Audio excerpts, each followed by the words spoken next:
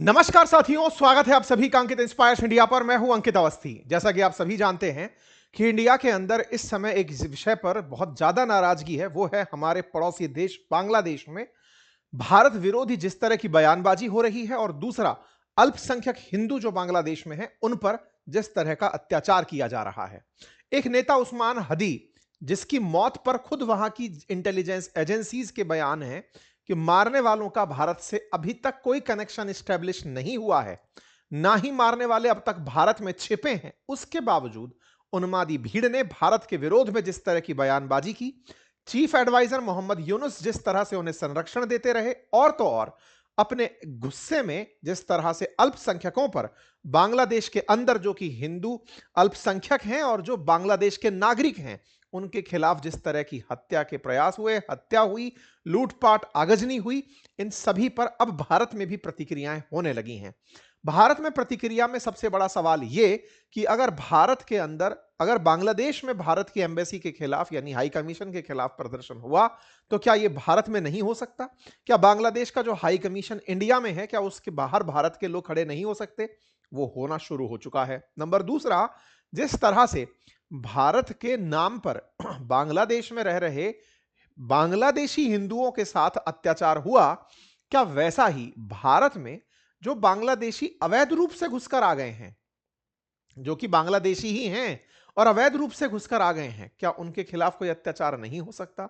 क्योंकि बांग्लादेश जिस चीज से अपने आप को प्रोटेक्टेड मान रहा है वो ये कि हम तो छोटे हैं, माफ कर दिए जाएंगे, और भारत के लोगों में इतना बड़प्पन है कि वो हमारी किसी भी बात पर कोई प्रतिक्रिया नहीं देंगे। आज के सेशन में भारत के अंदर उठी उन तमाम प्रतिक्रियाओं की बात, जिसमें एक छोटा सा देश जो कभी भारत से निकलकर अलग देश बना था, 1971 में जब वो पाकिस्तान से अलग हुआ तो भी भारत का योगदान था। आज वहां पर एक ऐसी सरकार है जो कि निर्वाचित नहीं है, कट्टरपंथियों के समर्थन से छात्रों को गुमराह करके पिछले 1.5 साल से अधिक समय से सत्ता में बैठी है। आज उस सरकार की प्रेजेंस में जो बांग्लादेश में हो रहा है वो किसी से छिपा नहीं है।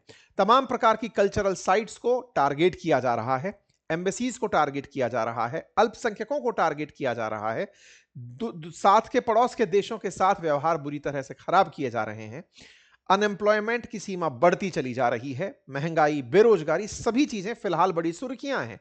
ऐसे में अपनी सरकार को बचाए रखने के लिए ये चीफ एडवाइजर बने मोहम्मद यूनुस पाकिस्तान की मदद से कैसे अपने आप को बचाने का प्लान बना रहे हैं, साथ ही साथ भारत में बांग्लादेश के खिलाफ क्या माहौल है, इसकी चर्चा आज के सेशन में की जाएगी। चर्चा है भारत के अंदर बांग्लादेश के खिलाफ हो रहे प्रदर्शन की, जिसके चलते बांग्लादेश ने भारत के जो रिप्रेजेंटेटिव हैं, एनवॉय हैं बांग्लादेश में, उन्हें समन किया। ऐसे में आज अमेरिका का और रूस का बयान भी जानना मायने रखेगा कि इस तरह की व्यवस्थाओं पर अमेरिका चुप क्यों है और रूस ने भारत के समर्थन में क्या बयान दिया है। आइए शुरू करते हैं। उस्मान हदी की मौत से उत्पन्न हुआ जो आंदोलन है, जिस प्रकार से उसकी अज्ञात लोगों ने हत्या की और उस हत्या की जिम्मेदारी भारत पर डाल दी गई, उस्मान हदी की मौत पर पूरा बांग्लादेश ये मानने को मजबूर हुआ कि उन्हें 100% भारत ने ही मरवाया होगा, क्योंकि शेख हसीना भारत में है। ऐसे में उस्मान हदी के नाम पर जो प्रोटेस्ट था वो भारत के खिलाफ प्रोटेस्ट हो गया। उस्मान हदी के हत्यारों को पकड़ने का जो प्रोटेस्ट था वो भारत के खिलाफ प्रोटेस्ट में बदल गया। इसे फ्यूल करने में निश्चित ही कट्टरपंथियों ने जिस प्रकार से काम किया उसमें विदेशी ताकतों का हाथ ना हो, इससे इनकार नहीं किया जा सकता। ऐसे में उन तमाम अखबारों को जो कि बांग्लादेश के अंदर काफी लंबे समय से सक्रिय बड़े अखबार हैं, उनके दफ्तरों को आग लगाई गई, अल्पसंख्यकों को निशाना बनाया गया, ऐसे तमाम ऑफिसेज को टारगेट किया गया जहां से भारत के संबंध हैं। इंडियन एम्बेसी जो हाई कमीशन ऑफिस है उसको बांग्लादेश में टारगेट किया गया। इस पर ढाका को भारत की तरफ से संदेश भी भेजा गया कि ऐसी हरकतें नहीं होनी चाहिए, और एक घटना जिसने दीपू चंद्र दास की इस प्रकार से हत्या की गई, जिससे पूरी दुनिया शर्मसार हुई कि मानवता का खुलेआम जिस प्रकार से यहां पर बर्बरतापूर्ण अन्यायपूर्ण तरीके से अपमान हो रहा है, उस पर दुनिया की चुप्पी ने दुनिया के दो राहे मत को भी देख लिया, समझ लिया कि ऐसी घटनाओं पर अमेरिका दुनिया के किसी और देश के लिए क्या व्यवस्था रखता है और अपने बिठाए पपेट के लिए क्या व्यवस्था रखता है। दीपू चंद्र की मौत के बाद भारत के अंदर एक गुस्से का माहौल है। दुनिया में भारत के लोग अब इस बात को उठा रहे हैं कि आप लोग कैसे उस्मान हदी एक व्यक्ति, दूसरी तरफ दीपू चंद्र दास, इन दोनों की मौत पर अलग अलग स्टैंडर्ड्स रख सकते हैं। उस्मान हदी की मौत को अभी तक बिना जांच के ही पूरी तरह से स्टेट के खिलाफ मान लिया गया, और वहीं दूसरी तरफ दीपू चंद्र दास, जिसके बारे में अखबार लिख रहे हैं कि कोई भी एविडेंस नहीं है कि उसने किसी भी प्रकार की ईश निंदा की हो, कोई एविडेंस फेसबुक पोस्ट पर भी प्रेजेंट नहीं है जिसको आधार मानकर उसके खिलाफ यह अन्यायपूर्ण हरकत की गई थी, जिसको जिंदा जला दिया गया था। सोचने वाली बात यह है कि दीपू चंद्र दास, जिसकी मौत को, जिसको मारना जनता ने अपने हाथ से न्याय की पूर्ति के लिए किया कि चलो न्याय हम दे देते हैं, तो ऐसे में फिर स्टेट की जरूरत ही क्या है? बांग्लादेश को सरकारों की जरूरत ही क्या है अगर जनता ही न्याय देने लगे? ऐसे में ये जो स्टेटलेसनेस उत्पन्न हो रखी है बांग्लादेश में, इसके खिलाफ दुनिया के अंदर अब लोग प्रदर्शन पर उतरे हैं। बांग्लादेश की तरफ से भी यह बात स्थापित हुई है कि उस्मान हदी की मौत का अभी तक कोई भी भारत से कनेक्शन नहीं मिला है। बांग्लादेश के हिंदू सड़कों पर उतर करके न्याय की मांग कर रहे हैं। लोग इस झूठे तरीके से दीपू जो निर्दोष था उसको मारने पर कट्टरपंथियों के खिलाफ एकत्रित हो रहे हैं। जैसा कि आप सभी जानते हैं, बांग्लादेश में भारत की तमाम जितनी भी हाई कॉन्सुलेट्स हैं या हाई कमीशन ऑफिस हैं, उनको निशाना बनाया जा रहा है। उसी की प्रतिक्रिया स्वरूप भारत में भी आज ढाका की जो कॉन्सुलेट यानी बांग्लादेश का जो यहां पर हाई कमीशन ऑफिस है, उसके बाद विश्व हिंदू परिषद के लोग एकत्रित हुए, और एकत्रित हुए लोगों ने पुलिस की लगाई बैरिकेटिंग को तोड़ दिया और निकल करके ढाका यानी बांग्लादेश की भारत के अंदर जो हाई कमीशन है उसके बाहर प्रदर्शन किए। यह टिट फॉर टैट जैसा है। अगर बांग्लादेश को यह लगता है कि भारत ने अपनी तरफ से यह प्रतिक्रिया क्यों दी, इसके लिए उन्होंने एनवॉय को बुलाया, लेकिन वास्तविकता यह है कि भारत के खिलाफ जो बांग्लादेश में माहौल है उसके लिए वाकई में भारत जिम्मेदार नहीं है। भारत ने शेख हसीना को शरण दी है, जो कि हमारे देश के नियम में है कि हमारे पास कोई भी आएगा हम शरण देंगे। हमने बहुत बार लोगों को शरण दी है, हम इसको भी शरण दिए हैं, लेकिन इसका मतलब यह नहीं हो जाता कि आज बांग्लादेश के जो हालात हैं उसके लिए हम जिम्मेदार हैं। बांग्लादेश में आज कोई भी घटना घटती है, भारत को उसके पीछे जिम्मेदार ठहरा दिया जाता है। इसका मतलब यदि लोगों ने समझा कि तुम हमें कमजोर मत समझो, मैं कई बार बोलता हूं कि भारत को चुप रहना, भारत का चुप रहना बांग्लादेशियों में दुस्साहस बढ़ा रहा है, और संभवतया ये जो बयान है इसी बात की वजह से आज लोगों में यह भाव उत्पन्न हुआ है कि हमारी चुप्पी को हमारी कमजोरी तो नहीं समझे जाने लगा है। इसके चलते आप लोगों को जो यहां पर देख रहे हैं प्रोटेस्ट करते हुए और all eyes on Bangladeshi Hindus कहते हुए जो लोग ये प्रदर्शन करते हुए दिख रहे हैं, ये ढाका की एम्बेसी यानी कि बांग्लादेशी की जो एम्बेसी भारत में है उसके बाहर प्रदर्शन कर रहे हैं। प्रदर्शनकारियों ने बाकायदा बैरिकेटिंग तोड़ी, पुलिस के कंट्रोल से बाहर हो गए और ये लोग प्रदर्शन करते हुए अंदर तक चले गए। यहां पर इनकी प्रतिक्रिया या फिर जो विरोध है वो इस बात के खिलाफ है कि आप भारत को अपने यहां पर फैटी अव्यवस्थाओं के लिए जिम्मेदार मत ठहराइए। यहां पर जिन लोगों को आप देख रहे हैं उसमें तमाम लोग प्रतिक्रिया की तरह से यहां पर हैं। ये दिल्ली में ही नहीं अपितु कोलकाता में भी प्रदर्शन हुए। कोलकाता के अंदर जिस प्रकार से हिंदुओं के खिलाफ हो रही हिंसा को उठाया गया, लोगों ने इस मामले को कई जगह पर प्रोटेस्ट के रूप में डेप्यूटी हाई कमीशन बांग्लादेश के ऑफिस के बाहर भी प्रदर्शनकारियों के द्वारा प्रदर्शन किया गया। हिंदू ग्रुप्स ने बांग्लादेश का जो वीजा सेंटर है सिलीगुड़ी में उसके बाहर भी प्रोटेस्ट किया। बांग्लादेश के हाई कमीशन ने इससे चलते अपनी वीजा सर्विसेज को रोक दिया, सिक्योरिटी सिचुएशन बता करके। बांग्लादेश हाई कमीशन जो न्यू दिल्ली है वो टेम्परेरी सस्पेंड कर दिया अपनी सारी कॉन्सुलेट सर्विस को कि नहीं भाई, क्योंकि इन्हें लग रहा था कि भारत के खिलाफ जो प्रदर्शन हो रहे हैं भारत ही भुगतेगा। यहां पर रिवर्स हुआ, यहां से भी सारी की सारी सेम प्रतिक्रियाएं गई और उन्होंने अपनी तरफ से यहां पर सारी सर्विसेज सस्पेंड कर दी, तीखी जांच बिठा दी गई। यहां पर याद दिलाने वाली बात यह है कि बांग्लादेश में रह रहे हिंदू बांग्लादेशी हिंदू हैं, जिन्होंने बांग्लादेश में ही रहना प्रेफर किया था, उनके पास भारतीय नागरिकता नहीं है, लेकिन उन बांग्लादेशियों को केवल भारत के खिलाफ टारगेट किया जा रहा है। उन बांग्लादेशी हिंदुओं को जिस प्रकार से दीपू चंद्र दास को आग के हवाले किया गया, जिंदा जला दिया गया, वो दर्शाता है कि वो अपने ही लोगों के खिलाफ, भारत के खिलाफ प्रदर्शन करते हुए हालत ये कर दी है। यहां पर विचित्र स्थिति सोचिए, भारत में तो आंकड़े बताते हैं 2001 से 11 के बीच में कई हायर गवर्नमेंटल और मीडिया फिगर्स में यह बात निकल कर आती है कि लगभग 1.25 करोड़ बांग्लादेशी भारत में रह रहे हैं। सरकारी आंकड़ों का भी, सेंसस का भी डेटा देख लें तो कम से कम 35 लाख के आसपास 2011 के आंकड़ों के हिसाब से बांग्लादेशी भारत में रहते हैं। यदि ये टिट फॉर टैट जैसी हरकतें होती चली गई तो भारत में तगड़ी अव्यवस्था देखने को मिल सकती है, जिससे बांग्लादेश को और भारत सरकार को दोनों को सचेत होने की आवश्यकता है। लोग अपनों का और भारत के खिलाफ होता प्रदर्शन शायद ना हैंडल कर पाए, ये समझने की आवश्यकता है। ऐसे में बिजनेस स्टैंडर्ड इस बात को लिखता है कि ढाका ने समन किया इंडियन हाई कमिश्नर को, अपने यहां बुलाया, बुला करके साहब उनसे बांग्लादेश का जो मिशन है भारत में, वहां पर जो प्रदर्शन हो रहे हैं उनके बारे में सवाल जवाब किया कि साहब आपके यहां पर हमारे खिलाफ प्रदर्शन क्यों हो रहा है। आप गए साहब, जाकर के आपने अपनी बातें रखी। भारत के जो एनवॉय हैं प्रणय वर्मा, उन्होंने अपनी बातचीत वहां रखी कि साहब ये तो टिट फॉर टैट जैसी बात है, जैसा आप कर रहे हैं वैसा आपको देखने को मिल रहा है। खैर, तमाम तरह की चीजों के बीच में दीपू चंद्र दास की मौत के बाद से तमाम प्रकार की बातें जो निकल कर आई, उनमें सबसे पहली बात, कोई एविडेंस इस बात का नहीं था। दूसरी बात, बांग्लादेश के अंदर राजनीतिक हिंसा आज का नहीं, बड़ा पुराना इतिहास रखा है। बांग्लादेश के अंदर विरोधियों को गोली से मरवा देना, उन पर हमले हो जाना इतिहास में रहा है। ऐसे में ये जो छात्र नेता हैं, इन छात्र नेताओं ने जिन्होंने शेख हसीना को पद से हटा दिया, इन्होंने अपनी एक पार्टी बनाई एनसीपी। अभी इसी एनसीपी पार्टी के एक नेता पर फिर से गोली से हमला कर दिया गया, उसको भी हेडशॉट हुआ, उसकी भी सुर्खी कल बनी।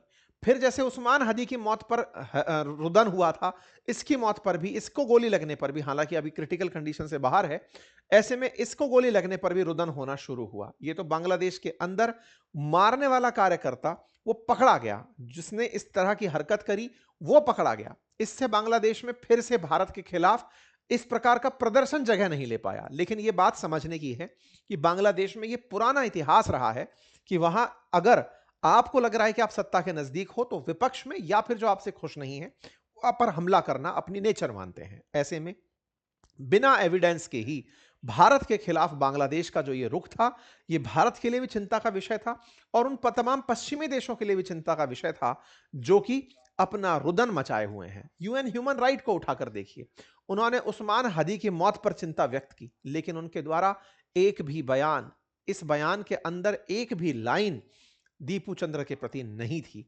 यहां पर everyone should refrain from violence लिखा था, लेकिन दीपू चंद्र का नाम नहीं था। यह दर्शाता है कि कहीं ना कहीं भारत अपनी बातों को रखने में पिछड़ रहा है। हालांकि ट्विटर ने यूएनएचआरसी के इस बयान पर अपनी तरफ से ही कम्युनिटी नोट लगा दिया और कहा कि उस्मान हदी भारत के खिलाफ बयान देता था, भारत के खिलाफ इस तरह से सोचता था कि वो कुछ बोलेगा और भारत चुप रहेगा। मेरे प्यारे साथियों, भारत की जनता चुप नहीं रह सकती। भारत के खिलाफ जो भी इस तरह के बयान करेगा, उन्हें सोचने की आवश्यकता है। लोग प्रतिक्रिया स्वरूप बाहर निकलेंगे और वो निकल कर आए। यहां पर एक बात और जानने की है, दुनिया में भारत को अपना स्टैंड रखना होगा। ये बात कहीं ना कहीं अब हमारी विदेश नीति के अराउंड खड़ी होने लगी है। भारत किन मसलों पर बांग्लादेश के सामने चुप बैठा है, यह बात हमें समझनी होगी। क्या हम यह सोच करके कि रिश्ते और खराब ना हो जाएं, हमने पहले ही शेख हसीना को शरण दे करके अंतर्राष्ट्रीय प्रेशर से अपने आप को बचा रखा है? कहीं ऐसा ना हो कि हम बांग्लादेश के खिलाफ कुछ बोलने लगें, ऐसे में दुनिया से हमारे ऊपर प्रेशर आने लगे कि आप शेख हसीना को छोड़ो, अदरवाइज हम आपके खिलाफ किसी प्रकार का प्रतिबंध प्रस्तावित कर देंगे। आज भारत इस मसले को क्या इस डर से कि शेख हसीना को बचाने की कीमत भारत को चुकानी ना पड़ जाए, अभी फिलहाल के लिए बांग्लादेश से रिश्ते खराब हैं तो झेल लेंगे, कल को अमेरिका इस बात पर बीच बचाव करने उतर आए कि आपको शेख हसीना को भेजना होगा, अन्यथा हम आपके साथ इस तरह की प्रतिक्रिया देंगे, क्या भारत उन चीजों से डर करके पीछे बैठा है? यह बड़ा सवाल है। हालांकि हिंदुओं के खिलाफ हो रही इस प्रकार की हिंसा पर दुनिया भर से अब प्रतिक्रियाएं आने लगी हैं। रिपब्लिकन्स के द्वारा इस तरह की बातें यूएस रिप्रेजेंटेटिव्स के द्वारा उठाई जाना शुरू हुई हैं, यूके में उठना शुरू हुई हैं, कनाडा में उठना शुरू हुई हैं। दुनिया भर से अब प्रतिक्रियाएं बांग्लादेश में जो हिंसा हो रही हैं उन पर आना शुरू हुई है। इस पर चर्चा निकल कर आ रही है कि भाई जिस प्रकार से हिंदुओं के खिलाफ टारगेटेड तरीके से बांग्लादेश में प्रतिक्रियाएं चल रही हैं, वो दुनिया के लिए अच्छी नहीं है। इसी बात पर शेख हसीना का भी एक बयान बाहर निकल कर आया। शेख हसीना ने बहुत ही सही तरीके से एक बात को रखा और वो बात यही थी कि ये कैसी स्थिति है कि किसी देश के अंदर इतना कायोस है कि जर्नलिस्ट सेफ नहीं है, सिटी सेफ नहीं है, मीडिया को चुप करा दिया गया है, सांस्कृतिक साइट्स पर हमले किए जा रहे हैं, डिप्लोमेसी को धमकाया जा रहा है। ये कैसी स्थिति है? बांग्लादेश ने खुद के लिए क्या बनाकर रखा है। वास्तविकता में यह बात तमाम उन बांग्लादेशियों को समझनी चाहिए जो एक समय तक जाने जाते थे इस बात के लिए कि इनके यहां की पर कैपिटा इनकम भारत के कंपटीशन में एक बार तो भारत से आगे भी निकलने की खबर बनी थी।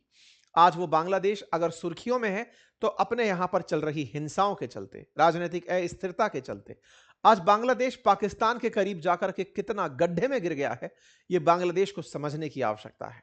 एक समय बांग्लादेश को दक्षिण एशिया का मैन्युफैक्चरिंग हब बनते देखा जा रहा था। कपड़े के उत्पादन में बांग्लादेश बहुत तेजी से आगे बढ़ रहा था। आज वहां पर फैक्ट्रियां लगातार बंद हो रही हैं, वहां से मजदूर पलायन कर रहे हैं, भूखे मरने के लिए विवश हैं, बेरोजगारी चरम पर है, क्योंकि वहां पर सत्ता की अस्थिरता ने, जो कि शेख हसीना के समय पर पूरी तरह से मैन्युफैक्चरिंग के केंद्र में आगे बढ़ रही थी, आज वहां पर इन्हें हटाकर अपनी सत्ता बनाने की जो चाह से मोहम्मद यूनुस की है, उसने इन्हें पूरी तरह से बर्बाद कर दिया है। इसी बात को रूस ने इन्हें याद दिलाते हुए कहा। रूस के जो प्रतिनिधि बांग्लादेश में हैं, अलेक्जेंडर ग्रिगनोविच, इन्होंने बांग्लादेश को याद दिलाते हुए कहा कि 1971 मत भूलिएगा, जिस समय भारत और रूस ने मिलकर के तुम्हारा जन्म करवाया था। यहां पर बकायदा इनके द्वारा यह शब्द मेंशन किया गया कि भारत ने किस प्रकार से बांग्लादेश का बचाव किया, या बांग्लादेश को पैदा होने में, क्योंकि पाकिस्तान, पूर्वी पाकिस्तान बांग्लादेश बना था, उसके जनक के रूप में भारत की भूमिका को रूस ने बांग्लादेशियों के सामने दोहराया। उन्होंने कहा कि उस समय आपको याद होना चाहिए कि 1971 में अमेरिका पाकिस्तान के साथ जा खड़ा हुआ था और 1971 का वॉर भारत के ऊपर धकेला गया था। पाकिस्तान ने इसे इस तरह से लिया था कि भारत बांग्लादेश या पूर्वी पाकिस्तान में अस्थिरता का बड़ा कारण है, जिसके चलते भारत पाकिस्तान के बीच युद्ध की नौबत आ गई थी। ऐसे में रूस भारत के साथ आया था और हमने पाकिस्तान के 2 टुकड़े करवाए थे। पाकिस्तानियों को, मतलब 93 पाकिस्तानियों को सरेंडर करवा दिया था। जो हालात थे वो आपके सामने हैं। आज यही पाकिस्तान, पूर्वी पाकिस्तान, बांग्लादेश आपस में मिल रहे हैं और इनका मिलना भारत के लिए घातक बन रहा है। घातक कैसे बन रहा है? यह आदमी एक और स्ट्रेटेजिक प्लानिंग में लगा हुआ है, और वो प्लानिंग ये है, भारत में जिस तरह की आए दिन मांग उठ रही है, और वो है सिलीगुड़ी कॉरिडोर चौड़ीकरण योजना। भारत में डिमांड उठ रही है कि रंगपुर को पूरी तरह से कब्जे में लेकर के सिलीगुड़ी कॉरिडोर को भारत को चौड़ा देना चाहिए। दूसरी तरफ चर्चा है कि चिटगांव को, जो पोर्ट है, त्रिपुरा को, मेघालय को, इनको, त्रिपुरा मिजोरम को पूरी तरह से चिटगांव को कब्जे में लेते हुए पूरी तरह बीच पर पूर्वोत्तर भारत को ले आना चाहिए। भारत में जिस तरह की ये मांग उठ रही है, इसी मांग के बीच में ये पाकिस्तान से बातचीत करने निकल रहे हैं। बातचीत की जानकारी निकल कर आती है एक एक्सक्लूसिव खबर में, रिपोर्टर्स के माध्यम से जानकारी बाहर निकल कर आती है कि पिछले दिनों में जो पाकिस्तानी ऑफिशियल्स आकर के बांग्लादेश पहुंचे थे, वो असल में पाकिस्तान के साथ में, बांग्लादेश के साथ में सऊदी अरब स्टाइल वाली डील करने आए थे। आपको याद होगा, हमने आपको कुछ दिनों पहले एक सेशन किया था जिसमें बताया था कि कुछ बड़ा करने की फिराक में बांग्लादेश लगा है।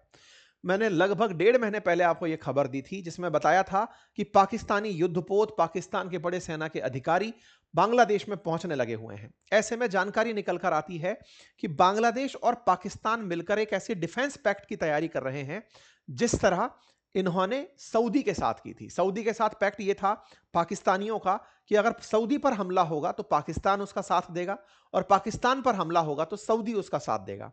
पाकिस्तान वैसा ही डिफेंस पैक्ट बांग्लादेश के लिए लाना चाहता है, जिसके तहत अगर कल को बांग्लादेश पर भारत हमला करता है तो पाकिस्तान उसके साथ खड़ा रहेगा। वहीं दूसरी तरफ भारत पाकिस्तान के बीच में कभी तकरार होता है तो बांग्लादेश उसका साथ देगा। यह वापस से 1971 से पहले वाली स्थिति पैदा होती हुई दिखाई बांग्लादेश में दे रही है।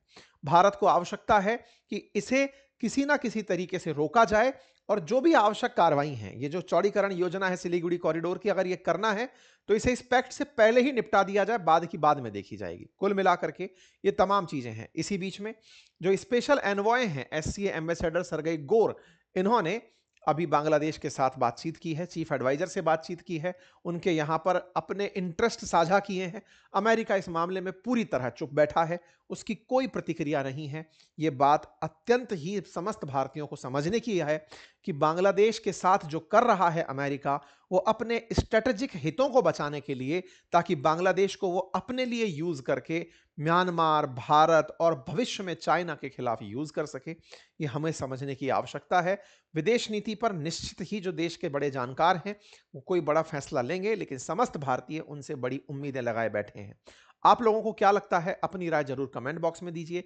चैनल पर नए हैं तो सब्सक्राइब कर लीजिए। मेरे प्यारे साथियों, एक अतिरिक्त जानकारी, क्रिप्टो के बारे में तमाम प्रकार की जानकारियां मार्केट में चल रही हैं, लेकिन इसी बीच में विद्यार्थी और लिसनर्स की बड़ी डिमांड पर मैं क्रिप्टो का एक पूरी तरह से फ्री कोर्स लेकर आ रहा हूं। और यह कोर्स डिटेल में होगा हमारे चैनल बातें बाजार की पर, जिसमें ए टू जेड आपको क्रिप्टो की लर्निंग से लेकर के ट्रेडिंग तक की सारी जानकारी सिखाई जाएंगी। पूरी एक लेक्चर सीरीज आपके सामने आ रही है। बातें बाजार की चैनल पर जाकर के आप उस लेक्चर सीरीज को देख पाएंगे। उम्मीद है कि 25 तारीख तक आपके सामने लेक्चर सीरीज के वीडियोस आने शुरू हो जाएंगे। आपको यह इन्फॉर्म इसलिए किया जा रहा है ताकि आप इन्फॉर्म्ड सिटीजन बन करके अपने निवेश के लिए सही फैसले करें। फिलहाल के लिए इतना ही। बहुत बहुत धन्यवाद।